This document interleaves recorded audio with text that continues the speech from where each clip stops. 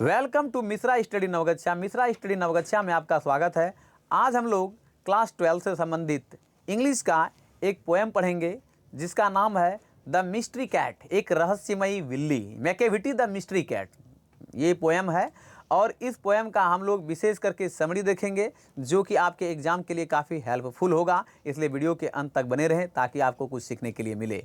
तो चलिए सबसे पहले हम लोग प्रस्तुत कविता जो है या इसमें जो है जो लेखक हैं, ये लेखक कह रहे हैं, कवि जो हैं, इसका जो कवि हैं उनका नाम है थॉमस स्टर्न इलियट, अर्थात शॉर्ट फॉर्म में यदि देखें तो टी.एस. इलियट ने लिखा है यह।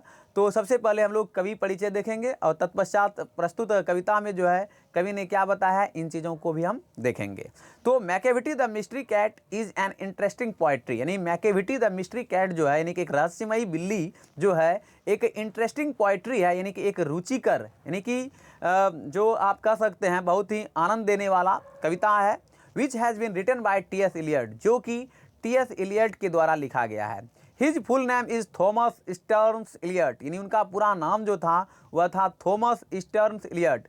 ही was born on 26 September 1888 in England, यानी उनका जो जन्म हुआ था वह 26 सितंबर 1888 ईस्वी को इंग्लैंड में, एंड डाइड ऑन 4 जनवरी 1965, और उनका जो मृत्यु हुआ था, निधन जो हुआ था वह 4 जनवरी 1965 को इन लंदन में हुआ था।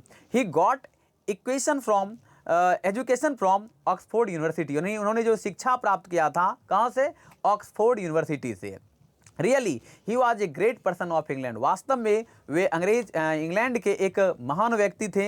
He wrote a lot of pros, poetry, novel etcetera in his life, यानी कि उन्होंने जो है भारी मात्रा में प्रोज यानी कि गद्य, कविता, उपन्यास इत्यादि जो है अपने जीवन में लिखा है। ये आपको लिखना बहुत ही इंपॉर्टेंट है, खास करके जब आप एग्जाम में जाते हैं। तो चलिए अब आगे देखते हैं कि इस कविता में जो है टी.एस. इलियट ने क्या बताया है।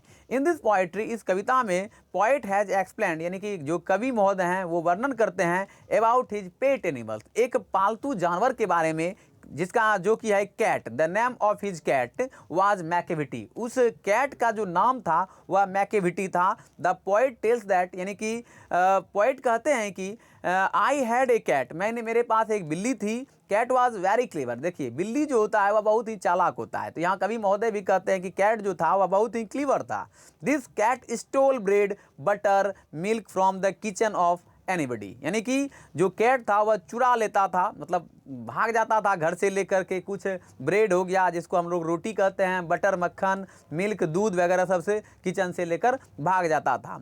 But C didn't leave any proof, लेकिन वह कोई जो है प्रूफ नहीं छोड़ता था कि कौन लेकर गया। तो इसलिए जो है कवि महोदय परेशान रहते थे, आखिर वो घर में सब कुछ रखते थे और कैट लेकर फरार हो जाती थी, तो पता ही नहीं चल पाता था कि